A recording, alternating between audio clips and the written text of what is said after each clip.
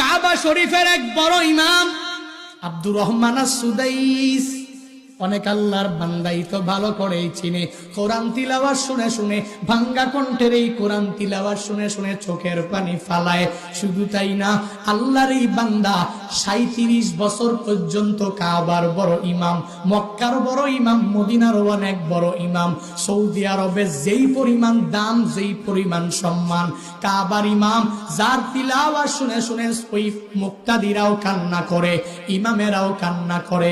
নিজের চোখে দেখে আসলাম গত রমজানের মধ্যে এক আল্লাহর বান্দা ইন্দোনেশিয়ার এক বৃদ্ধ ওই হুজুরের কোরআন তিলাওয়াত শুনে নামাজের মধ্যে দাঁড়াইয়া দাঁড়াইয়া চোখের পানি ফালায়, এক পর্যায়ে কান্না করে করে করে জমিনের মধ্যে পড়ে যায়।